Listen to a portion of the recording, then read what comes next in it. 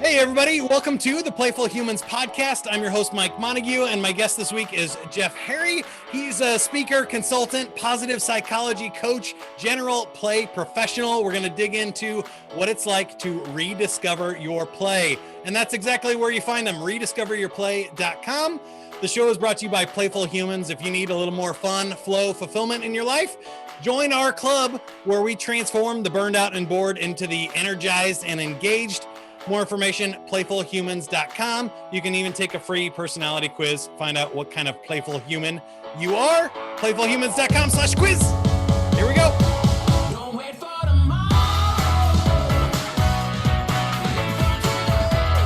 Whoa, we got extra guests.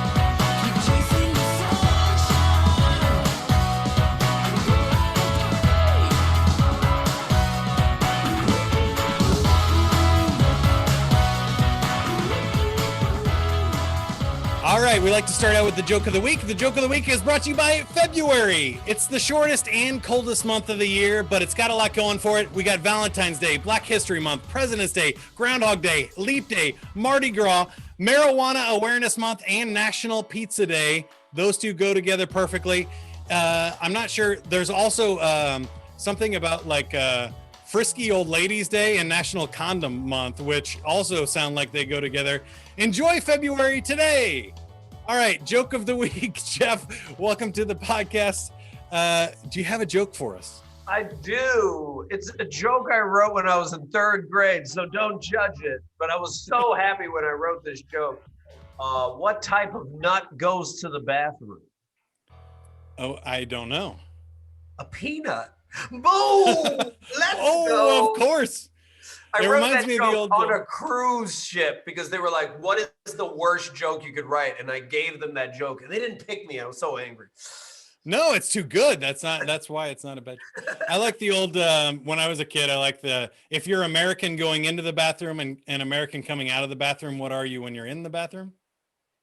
European. Yeah, right there. Oh my gosh. Just killing it. Jeff, yeah, I feel like we're killing it already. But you're a play professional, so I figured I would just ask you straight up. Yeah.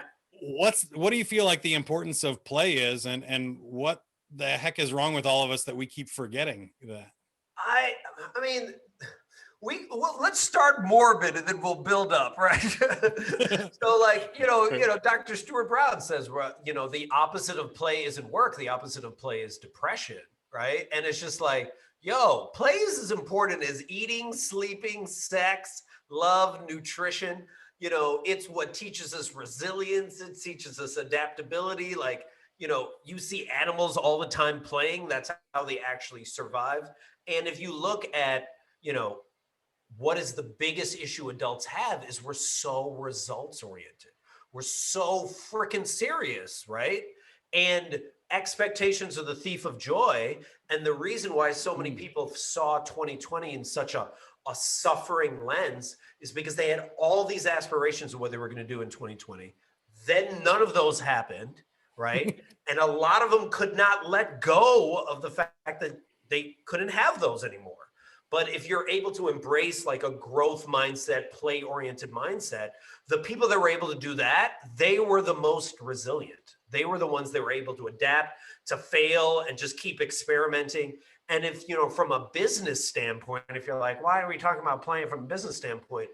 Steven Johnson, the future is where people are having the most fun. What are the organizations or companies having the most fun? TikTok, Disney Plus, Netflix, crushing it. People are flocking to work for these organizations. Zappos, Tony Hsieh, missing Tony Hsieh, while other organizations that are trying to get back to normal are basically going to become the next Blockbuster.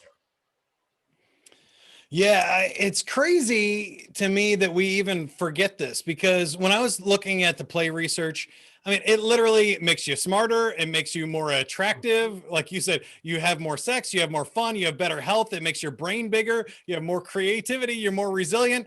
And what are the side effects? Maybe somebody thinks you're a little bit silly. Exactly, right? Exactly. That's the worst thing that I can think of, is maybe you get a little bit embarrassed. And if you think about it, like, what are your favorite moments of your life? They're play moments, right? And like, if you look at if you look at the regrets of the dying, the biggest regret is like, I wish I had the courage to live the life that I wanted to live, not the life that others expected of me.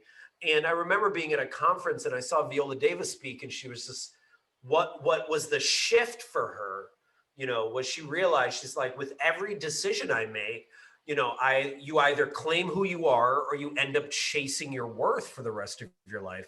And it's just like, how many adults do you know chasing their worth? Like constantly like looking for validation, basically doing high school all over again, right? They do school in high school, then they do it in college, then they do it at work. And it's just like constantly looking for, people to say like, oh, I'm cool, or I'm special, or if I make enough money, then I'll be a part of this echelon. Like Forbes Under 40 is a freaking cool club. It's just another stupid cool club. So it's just like, what are we doing? We're just like wasting a lot of time trying to people please. And then at the end of our life, we're like, oh man, I should have had more fun. Yeah, and I also think that people forget that this whole thing was made up by somebody else. That's a Steve Jobs quote. But it's made up by somebody no smarter than you, but they needed industrial factory workers. So they built schools to train people to push buttons. But guess what? We got computers that can push buttons and follow directions now. Humans are actually pretty bad at that. So human beings are creative, they're playful, they do things not by the book. That's what our strengths are. We can rediscover that now because it's what's needed. I think eventually, also, you mentioned the future. I think eventually we're going to get to be where we don't need any humans to work, and we can provide everything that we need to survive with machines. Then what's our job? Well, what's interesting that you say that. So I've been doing some research around like Keynes, who was like this economist way back, I think in the 30s or 40s, who basically projected that we would be working 15 hours a week by 1970. And then that didn't happen. And part of that, the reason why that didn't happen is because of capitalism and consumerism, where it's just like we were sold like this lie of like, you're going to be happy if you buy more stuff. So then right now, there's so many BS jobs out there. Like the amount of work that we are like creating for ourselves that really is unnecessary, and I just think, I've mentioned this before, but, let's break down the 8-hour workday. Like, where does it come from, right? It comes from 1817. This dude named Robert Owen created it. 8 hours of work, 8 hours of leisure, 8 hours of sleep. And then no one touched it for over 100 years. And then Henry Ford, during the Great Depression, could not get workers on his assembly line because he was killing too many of them, because they were working 12 to 15 hours a week, a day, if not more. So he changed it to an 8-hour workday and then doubled their salary because that was the only way he could get them to come in. But since 1926, nobody has changed anything about 94 years. And you're like, nothing? Like no change. We haven't learned anything about optimal human performance in the last 100 years. And then Inc. just did a story about how most people at work cannot focus for more than 3 hours and 51 minutes of a given day.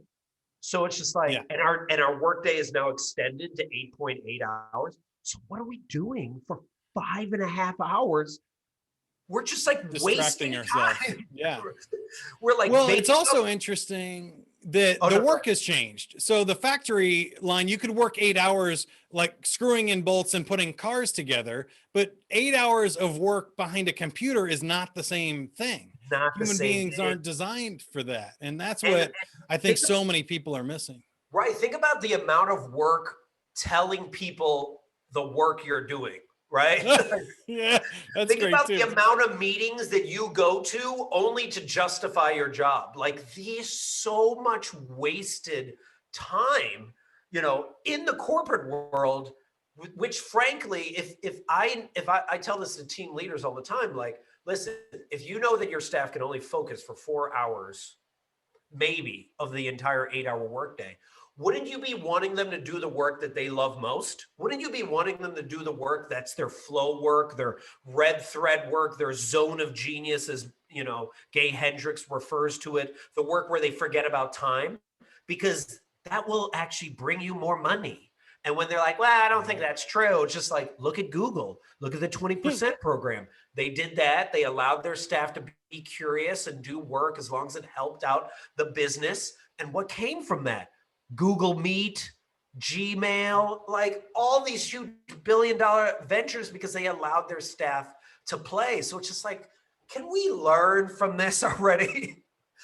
Yeah, I got one more for you, and then we're gonna have to switch to the positive side of play because I want to know how you play, how you're having fun, and how we fix it. Now that we've depressed the hell out of everybody, but there's one more interesting study that I found, which was that if you work more than 60 hours a week on a regular basis, you actually start producing less than if you had just worked the 40 hours a week. Yeah. That we burn out so fast that we actually just slow it down so bad that we're actually making less than if we had just worked the 40 hours or less. Yeah, I mean, they just did this study at Microsoft in Japan where they worked 4 days a week, more productive than 5 days. Yeah. What's happening, people? Just, I think, especially in America, we tie our productivity to our self-worth so much that we're always like, look how busy I am. Oh, I have so much work I have to do. And then we just like outwork each other. But a lot of times we're not really doing quality work anyway. So it's just like, there's so much opportunity for us to play if we could simply cut down on the amount of BS work we're doing.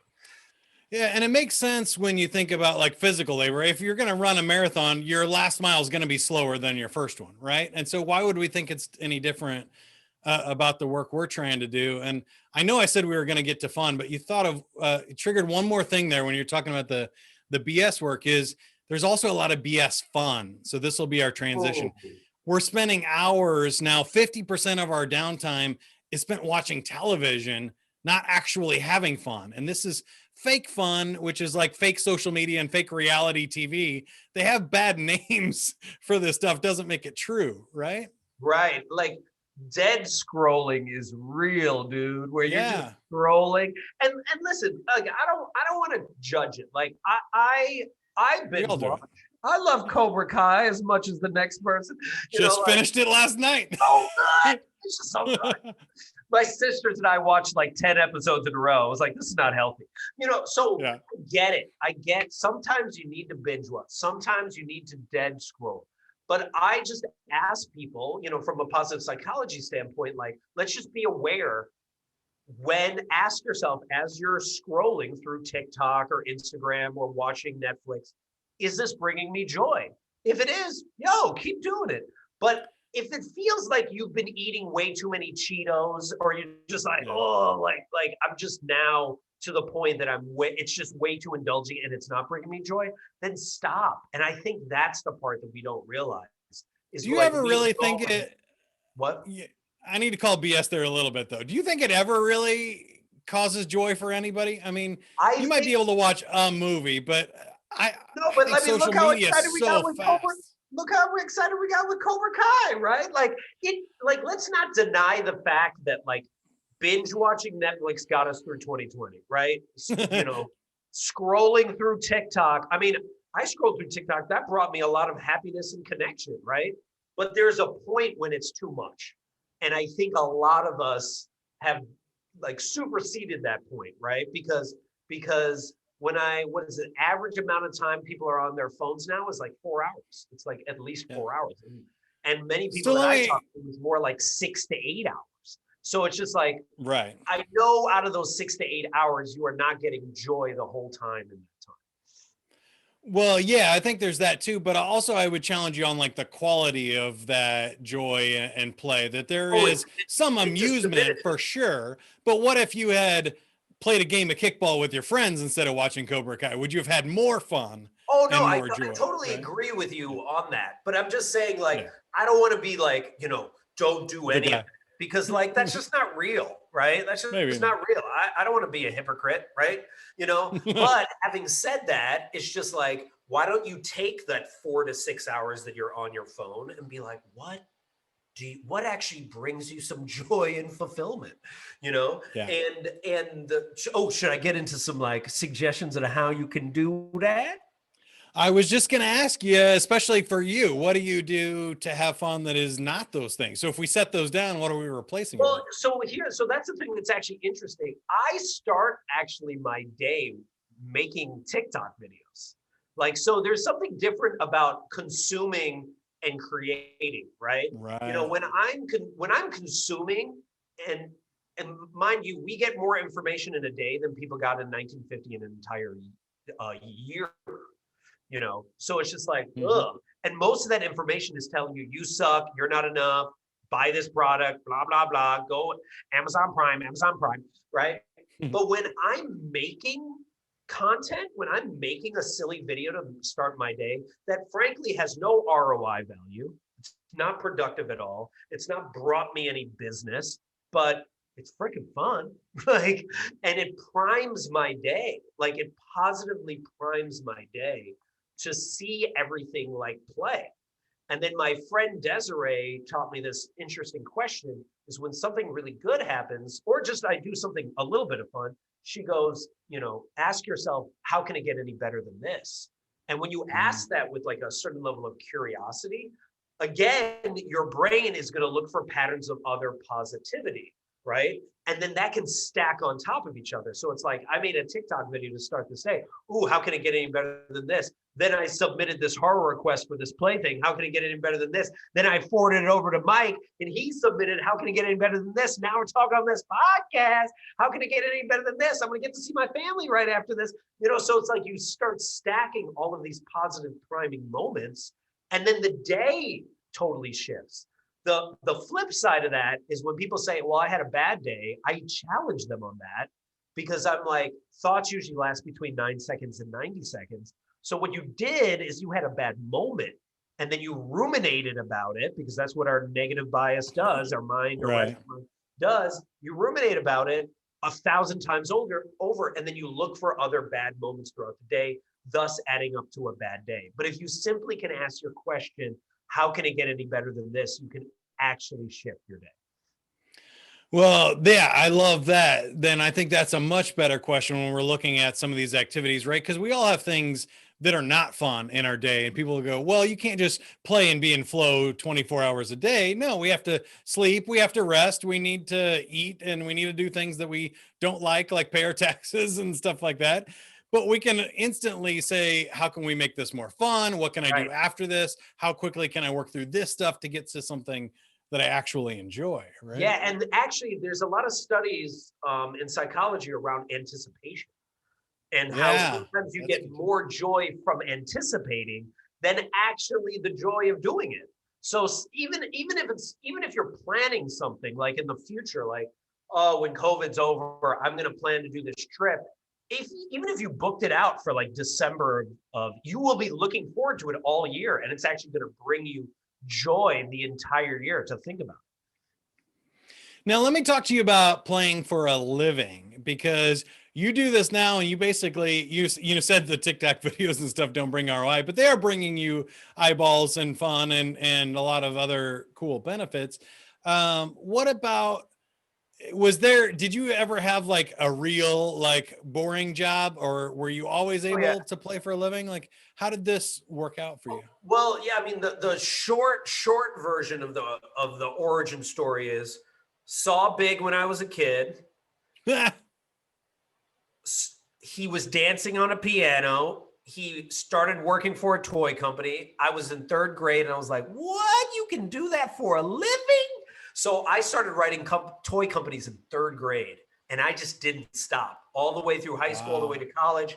Got into the toy industry, so miserable, no fun, no toys, no high fives.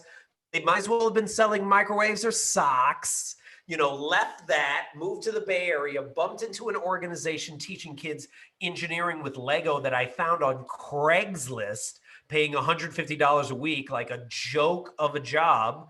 But I was just like, they get to play for a living. And then I helped grow it. And through play, we grew it from like 7 people to 400 people. We taught Wow. a million people. We taught a million kids in 12 years, 100,000 kids a year at one point. But we did this all by playing. We were just making it up as we went along. No business plan, pick cities that we thought were fun, pick people that we thought were fun, experimented, failed miserably many times. We just kept making it over and over again. And then because we were in the Bay Area and we got so big and we're teaching a lot of the kids of tech heads, Facebook, Google, Adobe all started asking us like, hey, do you do team building events? And we're like, yeah, of course we do. Even though we didn't, but we just said yes to everything, right? and then I was doing team building events for like the next like 8-9 years, right? But the thing that I found that felt empty was all these companies wanted disruption, innovation, thinking outside the box. I hate that term so much, right? And it's just like, which is hilarious because they're like, hey, let's brainstorm. Let's get in this box room and then we're going to sit in this box table and then we're going to brainstorm and think outside the box. Leave the box. Why don't you start there? Yeah, exactly. Start there. It's very simple. But, but they would say all these things, but that was just like, you have not created a playful environment to do any of this. And you're the top companies in the world. So like, what are we doing here? And I realized like a lot of these companies were not having hard conversations. How do you deal with the toxic person at work? How do you deal with office politics? How do you deal with your inner critic? How do you deal with getting your staff in flow? Like, how do you deal with all the toxic masculinity and the founder syndrome? Like, I'm Steve Jobs and I'm an a-hole, but like, but we're doing really good. And you're like, are you? So I created Rediscover Your Play specifically to be like, let's dive into those hard conversations using play and positive psychology. And then I collaborated with like Gary Ware on a workshop called Dealing with A-Holes at Work Through Play. And we are traveling, like we were just in Australia right before COVID, sharing this message with people. That's awesome. Now I have to ask you about Lego because you have the Lego bow tie. I'm an A-fole myself, adult fan of Lego. So my collection is over here on the side, but I'm wondering, do you still like build? Is that what you do for fun? What do you do outside when you're not? I mean, I actually don't, because I worked in it for so long and I was at all of the A-fole events, the Brick Fiesta, Brick Con in Seattle, Brick World in Chicago. Like I've been to all of them, and I used to collaborate with Lego directly. Like we did a Lego tour. There was something called Lego Kids Fest where they would rent out stadiums and 30,000 people would show up. And we ran the Lego Technic booth. Like our organization ran that. So it was like, dude, like I'm Lego right now. Like 3 of the people that were on Lego Masters were people that worked for us.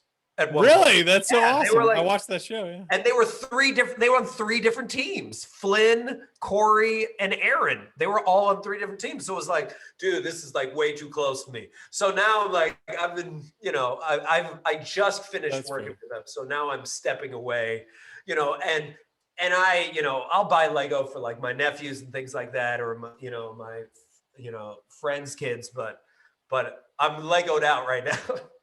That's all right. So what do you do when you get burned out on something? What do you do to recharge and refresh yourself? So I think, I do a lot of like nerdy, ridiculous videos. I'm loving making stuff. Like I make videos, I make these ridiculous events. Like my friend Lauren Yee, who I do this Futures Where Your Fun Is workshop, are getting a bunch of our friends together on Friday to do like an Among Us like battle, like those are I'm all about like creating like events and experiences, right? So like that's the stuff that like just amps me up. But also, and this, this obviously is going to sound corny, but I really do see like a majority of my work as play. Like it's just like me creating. Like last year in 9 months, I did 100 podcast interviews, and people were like, wow, what'd you do that for? And I was like, I don't know. I just thought it was to be fun. like it was just like an extra thing. And they're like, well, did it bring you business? Did you have an ROI? And I was like, not really. I mean, it did bring me business, but that wasn't the plan. The plan was to just do it because like it felt right, because I was following my curiosity. And I think we don't do that enough. Like one other recommendation that I would tell people is like, yo, we can't play until we soothe ourselves. I learned that from my play mentor, Gwen Gordon, and you adopt your nervous system from the person that took care of you the most. So you have to first identify, like, how do I soothe myself? Because you can't play in an anxiety ridden state. But, so I soothe myself by like taking showers, going on walks, or, I have a basketball hoop right over here, so what do you do to soothe or calm yourself down? Right. And then right after that, then I challenge people, as we were talking earlier, to actually get bored, which means stop binge watching Netflix, stop doing social media for an hour. I'm not talking about forever, but just for an hour, and get super bored, because when you were a kid, that's when you had your best ideas. And then because what you're doing is, when you're allowing yourself to get bored, you're then practicing listening to that inner child, that intuition, and it's going to whisper crazy, fun, scary things to you, like start a new podcast, create this video, email this person you've been putting off for 6 months, reach out to that person that you like is like your hero, like just do something, put on a costume and dance in your room. Like, it's going to whisper something crazy, but also really interesting, but that's you. And then you follow that nerdiness and you follow that curiosity, and it will take you to some magical place. Well, that is really interesting. And it's basically what I found too. I did at the beginning of COVID, I started doing a digital detox and, deactivated my Facebook, turned off email except for once a day, like put my phone on, basically like airplane mode, and see like how bored I could make myself until something happened. And what you're watching is the end result of that, almost a year later. But also you found a lot of other things, right? It's so hard to be bored in 2021. I mean, there's so many distractions, and you have to go, crap, I did it again. The other thing I did for 30 days was I had to only do one thing at a time. So that includes like eating, going to the bathroom, watching TV, anything. Like, you can't scroll on your phone and watch Netflix. You got to pick one or the other. Or you can't work out and listen to music even. I was like, I'm going to do one thing at a time and try and focus on that for 30 days. And that was tough, man. Wait, what did you learn about yourself by doing that? We're all distracted. For me, it was focus. I mean, really think about, I used to be able to do things for a long period of time. And now it's like 5 minutes, and our brain is so ADD and rewired, like, I got to check something or do this or do that. Yeah, like you're constantly thinking you're missing out, right? There's like that FOMO. Right. Yeah, FOMO. I would even challenge your listeners to try what you just suggested, but do this in a fun way, right? Like savoring, right? Like, right. Enjoy the meal rather than watching the TV show and eating the meal. No, but seriously, like, savor the meal. Like the next great meal you pick up, slowly eat the food and just enjoy it. Block everything out, and it'll be such like a, I don't want to use that word, but it'll be such an immense experience, right? And they even say, let's say you wanted to elongate time.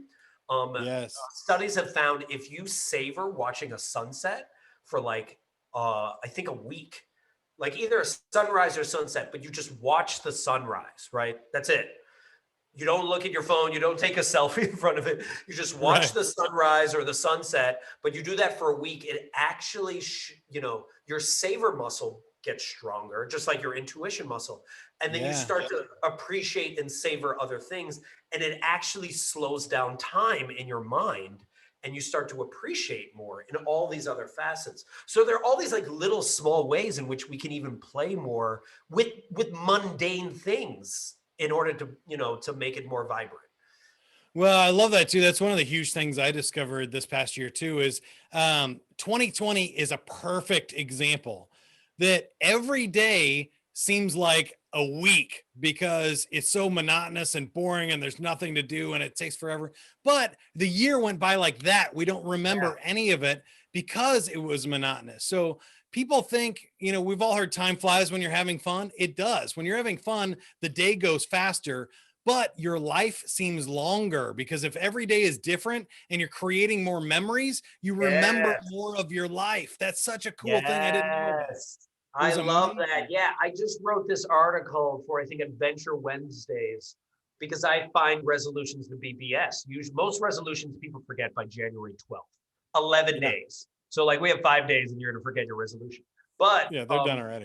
I wrote something called the Fun Joy Play Index like 2 years ago, and now I do it every year, where I reflect on what were my most fun, joyful play moments of the year. And I ask questions like, what was my most awe-inspiring moment? When did I laugh the most? What like moment blew my mind? You know, what were like the most important connections that I made in my life that year, right? What was so humbling?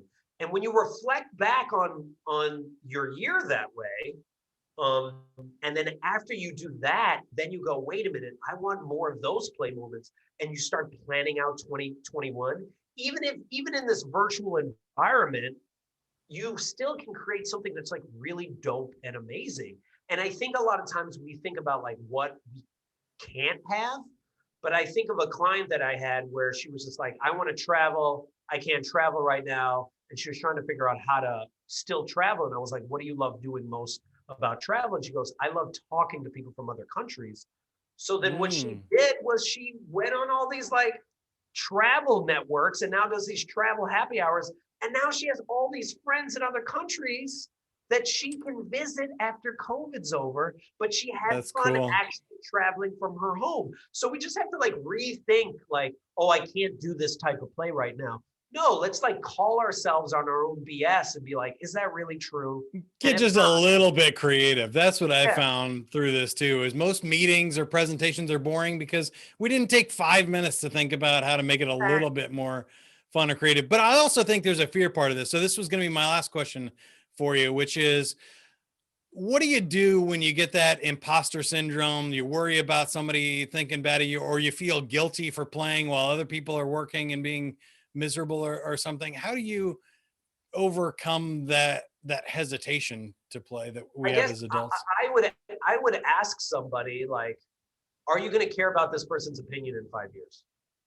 Like, are you? Like, it really goes back to the Viola Davis quote. Like, are you chasing your worth? Or are you claiming who you are? Because this is it, man. Like, this is your life. This is the only life you got that we know of, right? So why would you be trying to people please Chad in accounting when you don't even care about Chad?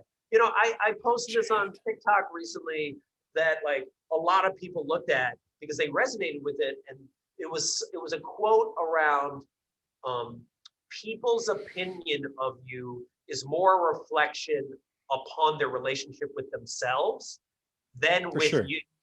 And actually, their opinion of you it's none of your business, frankly, because you're never going to people please them anyway, and you don't want to. Like, it just not even going to bring you any joy. You know, I only think about I try to think about the people that I actually am that I'll care about in 5 years. Like, who are the people that like love and appreciate me? And here's another like play suggestion that I would recommend your listeners to try out is, you know, do this if you don't know how to play, right? If the board exercise we just talked about doesn't work, call 3 to 5 of your friends. I know, call them, actually speak them over the phone or hop on a Zoom and ask them these 2 questions. What value do I bring to your life? Because a lot of times we don't even know what we do for people. Like, what do I do for you? Like, why are we friends, right? What value do I bring to your life? And then when have you seen me most alive? And another way of asking, that's great. When have you seen me most engaged, most playful, most present, most myself, right? And it's that question's based off the Howard Thurman civil rights activist quote of like, don't ask what the world needs, ask what makes you come alive, because what the world needs is for more people to come alive. So what value do I bring to your life? When have you seen me most alive? And the answers you'll get back, and you can even do this also on social media and ask people, so many cool answers. You'll be like, oh my gosh, I never thought about that. Like, that's even how I came up with Rediscover Your Play. People are like, oh, you helped me rediscover stuff. Oh, you helped me play more. Oh, you give me permission to play more. And I was like, Rediscover Your Play. And they're like, yes, that's it. So there's so many answers you're going to get back, as well as all this love and appreciation. And you're going to be like, yo, and then you can reach back out to those same friends and be like, these are all these ways I want to play. Help me to do this. And then you'll be able to do that, because that's so much better than you trying to please Chad because Chad's miserable. He's always going to be miserable. He's always going to hate on you. And frankly, you don't have time for that. You have only time to play. Yeah, I love the quote you said about the world and needing us to be engaged. Is I've also heard, like, if you knew how little people thought of you, you would stop worrying about what they were thinking, right? We're all worried about what other people think, and we're not thinking of other people. Like, that's they're doing the same thing. Yeah. Right. No one cares about us. And that's not in a bad way. I was telling this to a friend who was an author, and she was just like, oh, I'm freaking out about my book. And she's like, and I was like, you know what? It's going to suck. No one's going to read your book. And she's like, oh, that's so mean. I'm like, no, let's say you're a best-selling author. A best-selling author in New York Times, in the first 4 months, I think they sold 9,000 books. Like, and maybe if they're lucky, they sell 50,000 books. There's 7 billion people, maybe 8 billion people on the planet now. Most people are not going to read your book. It's okay.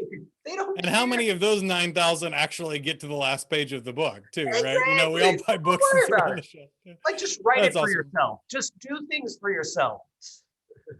So this being a play podcast, I feel like we should play a game. Now, play also has to be voluntary. You can't make anybody else have fun. Exactly. So it's up to you here, Jeff. Would you like to get weird, or would you like to walk away? Absolutely. All right, then I'm going to spin the wheel here. The wheel has 10 different games on it that we could play, and your game will be Name It. This is a creativity challenge. It's called Name It. I'm going to give you 3 items that I made up, and you get to name them for me. Oh, sweet. All right. That's awesome. First one is pizza flavored ice cream. What would our pizza flavored ice cream be called? Oh, it would be called. It would be called pepperoni stachio. I like that. I was going to go pepperonis and cream. I like that. We're close. All right. How about our cheesecake flavored bubble gum? Ooh, cheesecake flavored bubble gum. Ooh. Brooklyn Junior's Bubblicious, because that is the best cheesecake in the world. Brooklyn. All right. I love that. And then one more, cheeseburger flavored soda pop. Ooh. It would clearly be made either by Tab or RC. Just letting you know. For sure. The Royal Crowd, for all those people that know the Royal Crowd. And what would it be called? It would be called, it would be called Animal Style Effervescence.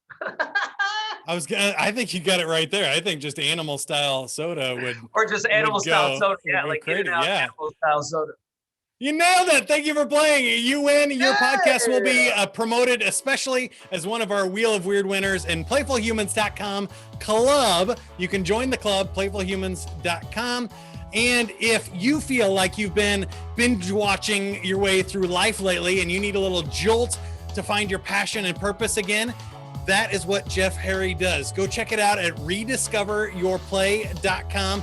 Get out of the rut, get into flow. Opportunities and adventures are boundless. There's also a free special bonus offer there with some ideas of how you can play more. Rediscoveryourplay.com. Take care.